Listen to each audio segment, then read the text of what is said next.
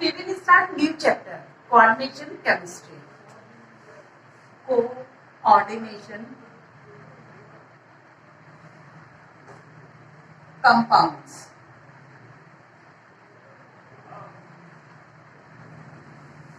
Coordination compounds are complex compound.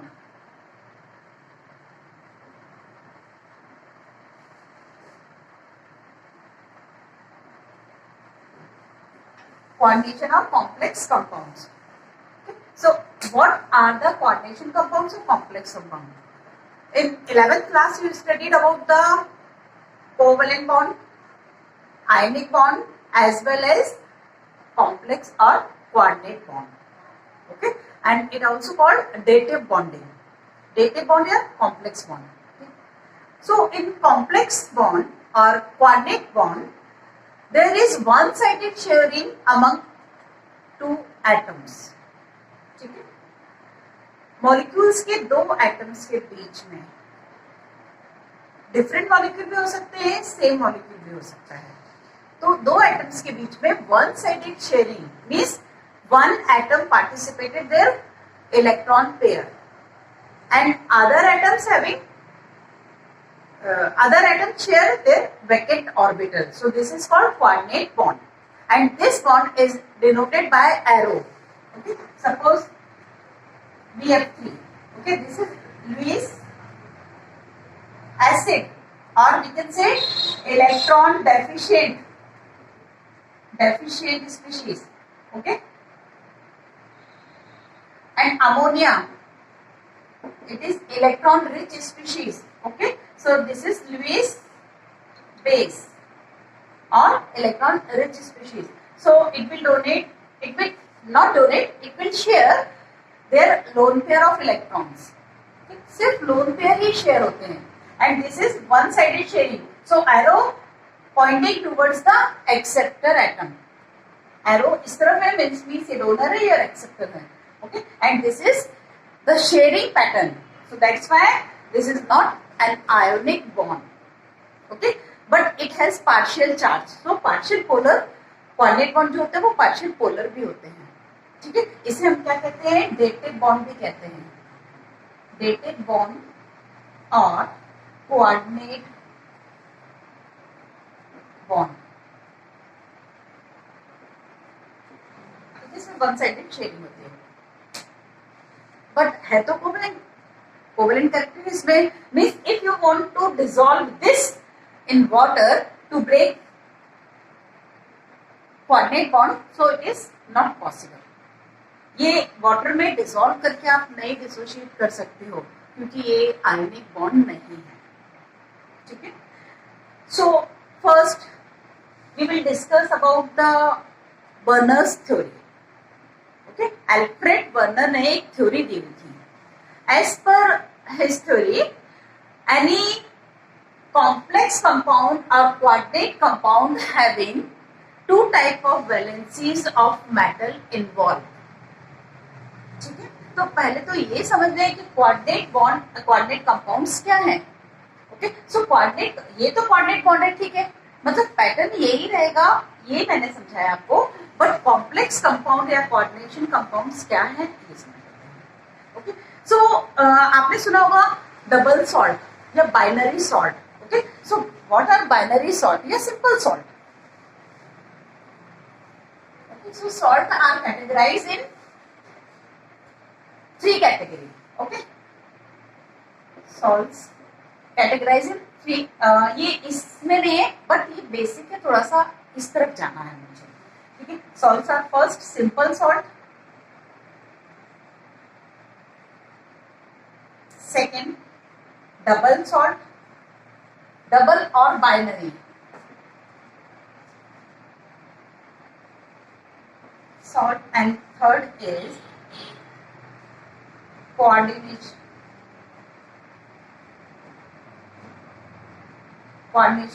compounds or salt. ठीक है, coordination compound और salt, ये 3 कैटेगरी है. Simple salt NaCl, simple salt. BaCl2, simple salt. All these are simple salt because they are made of ion, oppositely charged ions and form one unit formula. ठीक है, उनका अपना एक unit formula होगा. मतलब ये सिंगल है, ये सिंगल है, तो ये सिंपल सॉल्ट है. But in case of double और binary salt, they made by the specific combination or certain percentage or certain molar amount of simple salts and crystallizes after the mixing. Clear? Means simple salts को एक fix proportion में crystallise करने पर या उन्हें mix करके crystal बनाने पर जो क्रिस्टल्स बनते हैं वो डबल सॉल्ट के बनते हैं. फिर से, इन सिंपल सॉल्ट्स के एक फिक्स प्रोपोर्शन में कंबाइंड होके क्रिस्टल जो बनता है वो बाइनरी सॉल्ट का बनेगा. ठीक है, उसमें बिल्कुल भी जरूरी नहीं है कि आप किन्हीं भी रैंडम दो सॉल्ट को लेके और क्रिस्टलाइज कर दें. बिल्कुल नहीं है ऐसा. वो एक स्पेसिफिक होता है. मीन्स कुछ सॉल्ट, सिंपल सॉल्ट कुछ जो कि फिक्स्ड है और उनका प्रोपोर्शन भी फिक्स्ड है, तो वो एक कॉम्प्लेक्स, वो एक डबल सॉल्ट बनाते हैं. फॉर एग्जाम्पल, आपने सुना होगा मोहर सॉल्ट, फिटकरी, एलम, ये सब क्या है? डबल सॉल्ट है. मोहर सॉल्ट क्या है? FeSO4 dot NH4 whole twice SO4 dot 6H2O. Okay, this is Mohr salt and it consists by the equimolar amount of ferrous sulfate and ammonium sulfate salts. और ये एक सिंगल क्रिस्टल है, इसमें 6 crystalline water है, तो इसे हम क्या कहते हैं? मोहर सॉल्ट. मोहर सॉल्ट ये क्या कहलाएगा? मोहर सॉल्ट कहलाता है. क्लियर है? तो ये डबल सॉल्ट है.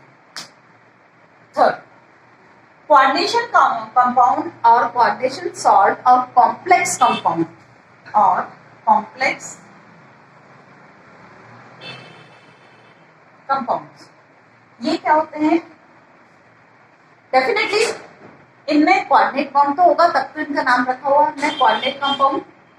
सो दे, for example, K4FeCN6, potassium ferrocyanide, आप सभी ने सुना हुआ है. Potassium ferrocyanide is a coordination complex और कोऑर्डिनेशन कंपाउंड. क्लियर है? इनमें और इन दोनों में क्या डिफरेंस है? फिर से एक बार बताते हैं. ये सिंपल सॉल्ट है, ठीक है, ये पॉजिटिव और नेगेटिव आयन के कॉम्बिनेशन से, एसोसिएशन से बनेगा. इनके बीच में, आयंस के बीच में इलेक्ट्रोस्टैटिक फोर्स ऑफ अट्रैक्शन था, आयोनिक बॉन्ड था. Okay, and they have single formula unit. उनके पास सिर्फ एक ही फॉर्मूला यूनिट है. But in case of double salt they have two or more than, they have two formula units and combined in a fixed proportion of moles. Moles के fix proportion में combine होके एक single component बना रहा है, एक single compound बना रहा है, एक सिंगल सॉल्ट बना रहे हैं. Okay, so this is called double salt. And complex compound, they must have coordinate bond. ठीक है, इनमें कोऑर्डिनेट बॉन्ड होना बहुत जरूरी है, तब ये कोऑर्डिनेशन कंपाउंड या कॉम्प्लेक्स कंपाउंड कहेंगे.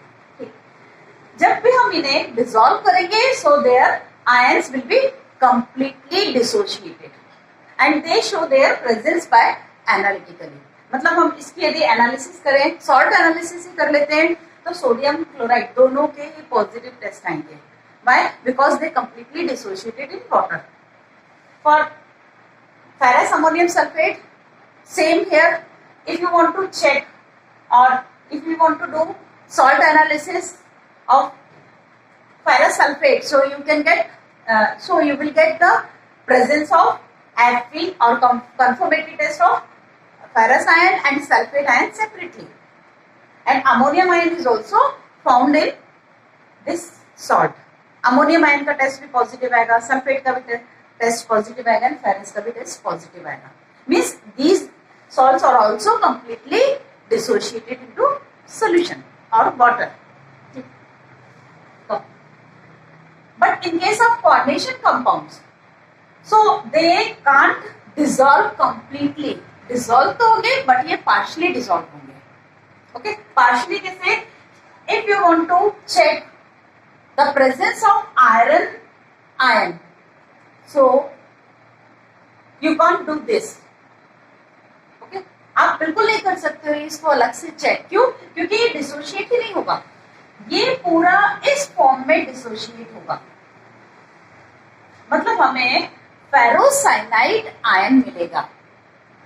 फेरस अलग से आपको नहीं मिल पाएगा, उसकी प्रेजेंस आएगी नहीं. क्यों? क्योंकि ये पार्ट डिसोशिएट नहीं हो रहा है. और ये पार्ट इसीलिए नहीं डिसोशिएट हो रहा है क्योंकि अभी हमने आपको बताया ये शेयरिंग है, वन साइडेड शेयरिंग है, डोनेशन नहीं है. मींस शेयरिंग है यानी कोवलेंट कैरेक्टर है, तो कोवलेंट कंपाउंड तो बिल्कुल भी वाटर में डिसॉल्व नहीं होंगे. That's why this part is not ionisable or not dissociated into water, but you will get potassium ion separately. Okay, potassium तो सेपरेट हो जाएगा और इसकी भी प्रेजेंस आप देख सकते हैं टेस्ट लगा के. बाकी आयरन की नहीं मिलेगी आपको, साइनाइड की अलग से नहीं मिलेगी. हाँ, फेरोसाइनाइड का कोई टेस्ट यदि आप लगाएं तो उसकी प्रेजेंस आएगी, वो प्रेजेंट होगा. इसका मतलब ये होल आयन रिमेन्स अनचेंज्ड और अनडिसोशिएटेड, ये फर्दर डिसोशिएट नहीं होगा.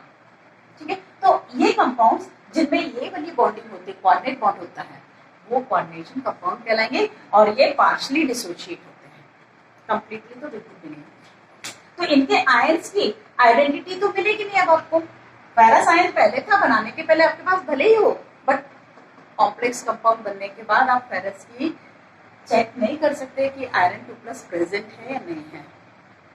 ठीक है, सॉर्ट एनालिसिस के थ्रू तो बिल्कुल भी नहीं कर सकते. ठीक, तो ये इनमें तीनों में डिफरेंस है. Now come to Werner's theory. So एक बात आपने देखी, इस कॉम्प्लेक्स कंपाउंड में एक आयरन दिख रहा है आपको, आयरन, तो ये एक मेटल है. मींस कॉम्प्लेक्स कंपाउंड्स में एक कंपल्सरी बात ये तो है कि इनमें कोऑर्डिनेट बॉन्ड होना चाहिए. सेकेंड, इनमें मेटल आयन भी होना चाहिए. मेटल आयन हो या एटम हो, मेटल तो होना चाहिए. ठीक है, और तीसरा आपने एक पॉइंट देखा, कहीं हम इसमें स्क्वायर ब्रैकेट यूज कर रहे हैं. ठीक है, तो कोऑर्डिनेट कंपाउंड में आपको स्क्वायर ब्रैकेट कंपल्सरी है. उस स्क्वायर ब्रैकेट के अंदर एक मिनिमम एक मेटल तो चाहिए. ठीक है, और उस मेटल को लोन पेयर डोनर भी होना चाहिए. लोन पेयर डोनर मीन्स ये स्पीशीज इसे लोन पेयर दे रही है, मतलब कोऑर्डिनेट बॉन्ड बना रही है. तो मेटल आयन जो है वो कोऑर्डिनेटली बॉन्डेड भी होना चाहिए. ठीक है, तो अब बर्नर ने इसी मेटल के बारे में कुछ बातें आपको बताई. So as per Werner's theory, the metal atom or ion having two type of valencies. Okay,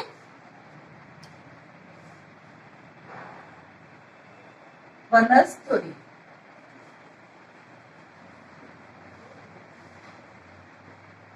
Metal atom or ion having had metal atom or ion possess two types of valencies, that is primary and secondary valency. दो तरह की valency होंगी, primary and secondary valency.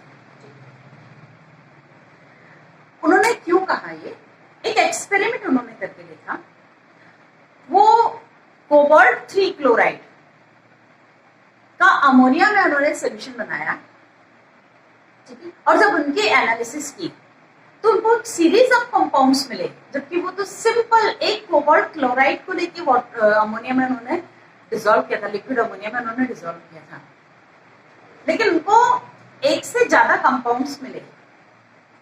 तो क्यों मिले, उनका structure क्या हुआ, स्टडी करने के बाद जो कंसेप्ट निकल के आया उसके अकॉर्डिंगली वो क्या क्या कंपाउंड देख पाए, हम आपको वो एक्सप्लेन कर देते हैं. और उसके पीछे उन्होंने क्या थ्योरी लगाई, फिर क्या कंक्लूजन निकला.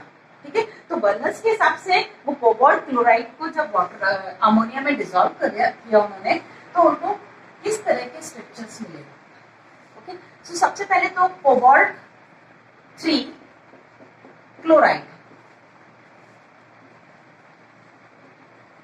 Chloride in ammonia. तो इससे क्या सोल्यूशन जो बना वो निकल के क्या आ रहा है, कोबाल्ट क्लोराइड तो है और .6 अमोनिया। उन्होंने जब उसकी एनालिसिस की तो उनको ये कॉम्बिनेशन मिला। इस कॉम्बिनेशन के एक से ज्यादा कंपाउंड्स मिले, मतलब उनका एम्पेरिकल फॉर्मूला तो ये था, एम्पेरिकल फॉर्मूला आप जानते हो ना, simplest ratio, empirical formula simplest ratio ये मिला अमोनिया, क्लोरीन और कोबाल्ट के बीच में, बट इनका स्ट्रक्चर फर्क था। तो वो जो डिफरेंस आया स्ट्रक्चर का वो कैसा था और उन्हें कैसे पता चला कि इनका स्ट्रक्चर अलग है। ठीक है, तो सबसे पहले तो वो क्या कॉम्बिनेशन उन्होंने देखा, वो जो कंपाउंड्स निकल के आए वो ये मिले उनको।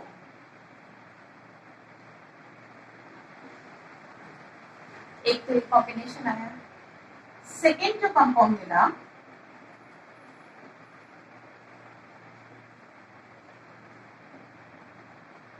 आपने क्रिस्टलाइन वाटर सुना है 10th क्लास में, है ना, वाटर ऑफ क्रिस्टलाइजेशन और crystalline water. So this is ammoniated crystal. .H2O लिखते हैं तो हाइड्रेटेड क्रिस्टल होता है, डॉट अमोनिया लिखा हुआ है इसका मतलब अमोनिएटेड क्रिस्टल है। Okay, NH3 whole 4 Cl2 and Cl2 NH3। आप बहुत ध्यान से देखेंगे इन सभी का एम्पेरिकल फॉर्मूला है, ये मॉलिक्यूलर फॉर्मूले हैं उनके, ठीक है, बट एम्पेरिकल फॉर्मूला है, मतलब सिंपलेस्ट रेशियो है, cobalt 1, chlorine 3 and ammonia 6, chlorine 2 plus 1 3, ammonia 5 plus 1 6 and cobalt 1। NH3 whole 3 Cl3 and here dot 3 NH3।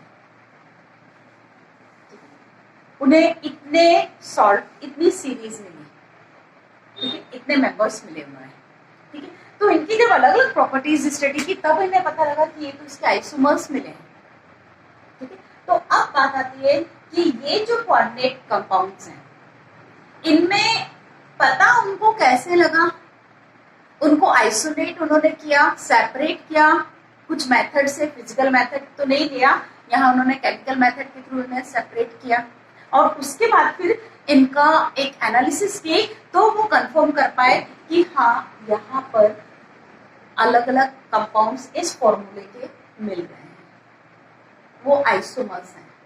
कैसे? सिंपल, उन्होंने इन सभी के साथ में सिल्वर नाइट्रेट की रिएक्शन कराई, सिल्वर नाइट्रेट की रिएक्शन कराया, ठीक है। So after reacting with the silver nitrate this compound produces 3 mole AgCl, okay? It produces 3 mole of AgCl. Definitely silver nitrate when react with chloride ion so it will form silver chloride। clear है? तो इसने 3 mole silver chloride produce किया and this compound produces 2 mole silver chloride and this one releases or produces 1 mole silver chloride and this compound no silver chloride, it does not produce silver chloride after reacting with silver nitrate। ठीक है, इतने observation के बाद वो एक conclusion में निकले, ठीक है, वो ये, if 3 chlorides ion written outside the bracket it means this part is dissociable or ionizable। So these 3 chloride ions on dissolving liberated free।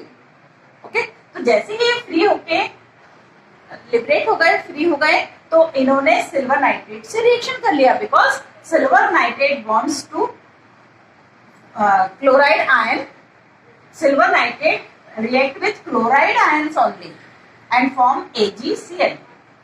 clear? So this compound produces 3 chloride ions, that's why we will get 3 AgCl। in this case it liberated 2 chloride ions, that's why it produces 2 AgCl, 2 mole of AgCl। for same here 1 chloride produces 1 AgCl। Means same composition, same proportion, different type से bonded हो रहा है, ठीक है, different pattern में bonded हो रहा है। इसने तो एक भी सिल्वर क्लोराइड नहीं दिया, इसका मतलब ये हुआ all the 3 chloride ions do not liberated और do not ionisable in this case. ये आयनाइजेबल है ही नहीं, ठीक है। तो अब फाइनल कंक्लूजन बर्नर ने दिया कि हर एक मेटल एटम की या मेटल आयन की 2 टाइप्स की वैलेंसी होती है। फर्स्ट टाइप की वैलेंसी वो जो कि आयनाइजेबल है, ठीक है, जो आयनाइजेबल है, this is called primary valency, ठीक। And second that valency which are not ionisable, वो आयनाइजेबल नहीं होगी, so this is called secondary valency, ठीक है। तो 2 valency, primary valency, secondary valency. Primary valency is ionizable valency and secondary valency is non-ionizable valency.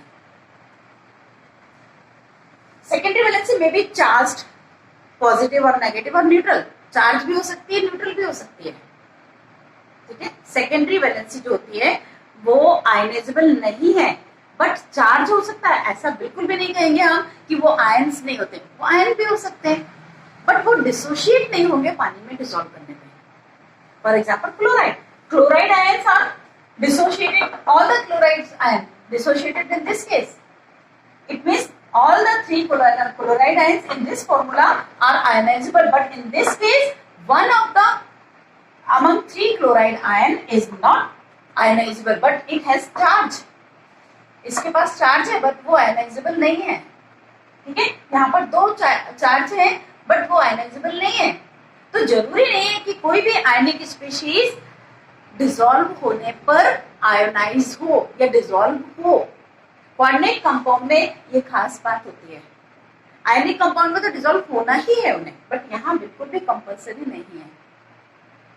Clear है? So these valencies are called secondary valencies and later we will discuss or we will replace these valency as coordination number.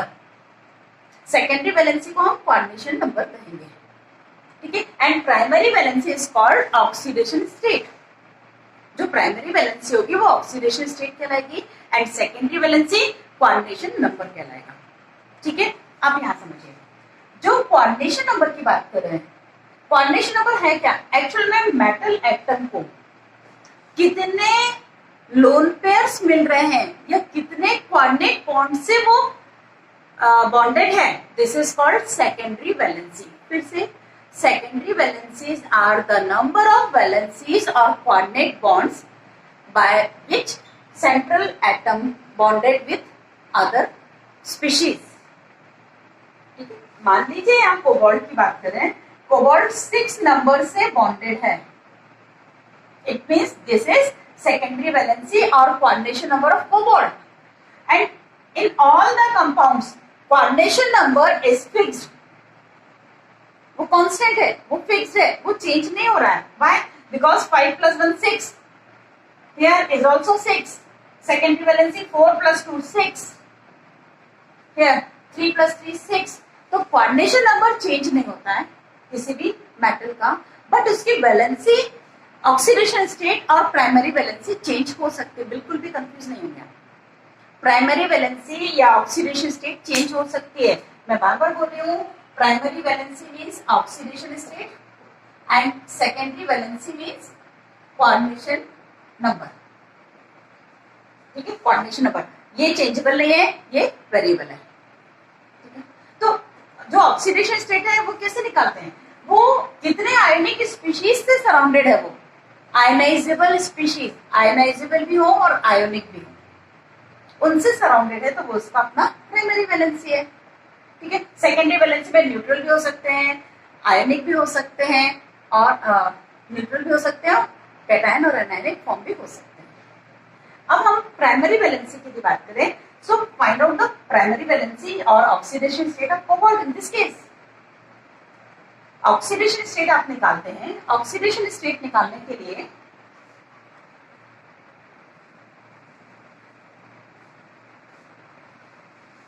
चलो हम इसका oxidation state find out करते हैं.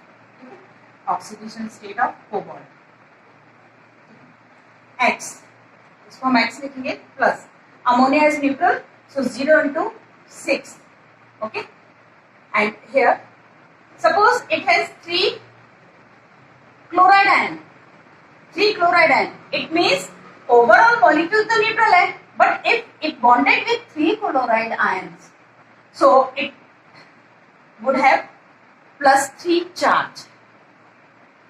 Clear है? आप दोनों तरीके से निकाल सकते हैं, या तो इसके इक्वल टू आप +3 लिख लीजिए, ठीक है, या फिर इसे भी इंक्लूड करके इक्वल टू 0 कर दीजिए. चलिए हम उसे इंक्लूड कर देते हैं, plus -3 -1 into 3, okay, is equals to 0. ठीक है, सो कोबाल्ट X की वैल्यू आपको निकालना है, ये तो 0 ही है, तो ये हो जाएगा X इज इक्वल्स टू +3. तो कोबाल्ट की ऑक्सीडेशन स्टेट कितनी है इसमें? +3. क्लियर हो रहा है? इस केस में +3 आ रही है, इधर आइए. इस केस में आप यहां 6 नहीं करेंगे, आप 5 करेंगे, प्लस -1, ठीक है, और होल ये -2 हो जाएगा, इक्वल टू कितना होगा इस पे? +2. 2 क्लोराइड है मतलब +2. अब आप इसे सॉल्व करिए तो ये फिर से +3 आ रहा है. In this case, all the cobalt species having +3 oxidation state. ठीक है, but coordination number should be same. ठीक है. For more examples, okay, in this case, primary valency remains same, but I will take another exam in which case the primary valency will be changed. How? See.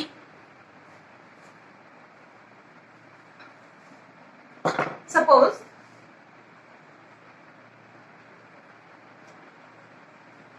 metal if bonded with cyanide 6, okay, and in this case if metal is bonded with ammonium ion, clear है? तो oxidation state how vary in both the cases, because here X plus -1 into 6 equal to जो भी है number, ठीक है, और यहाँ क्या होगा? X plus 0 into 6 जो भी नंबर है. तो आपने देखा यहाँ चार्ज स्पीशीज है या न्यूट्रल स्पीशीज है, तो इन स्पीशीज के चेंज होने से इसकी प्राइमरी वैलेंसी भी चेंज होगी.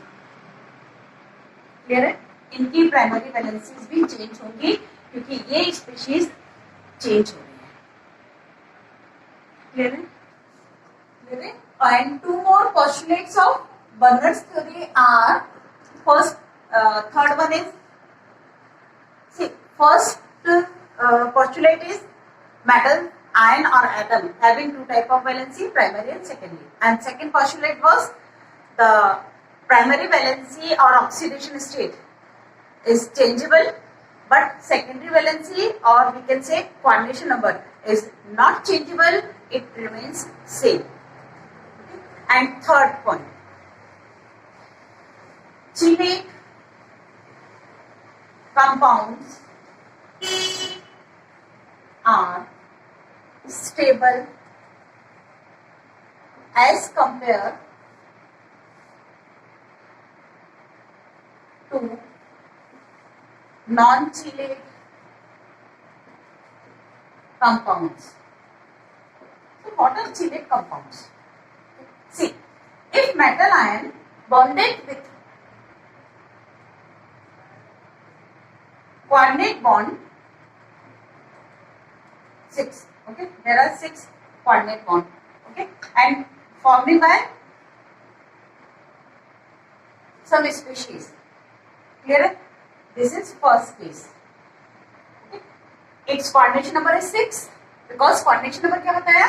कितने इसको coordinate bond मिल रहे हैं वो उसका coordination number होता है.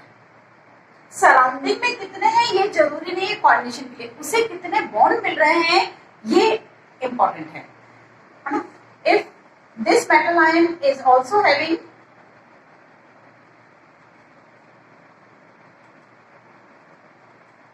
6 coordinate bond. Okay.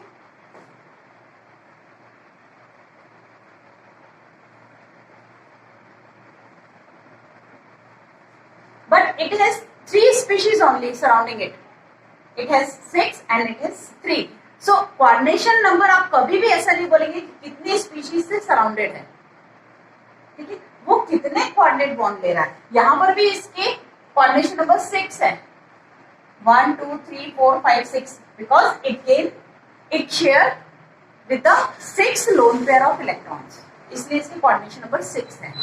ठीक है, इसका भी 6 है, बट दोनों में एक डिफरेंस है. ठीक है, क्या डिफरेंस है?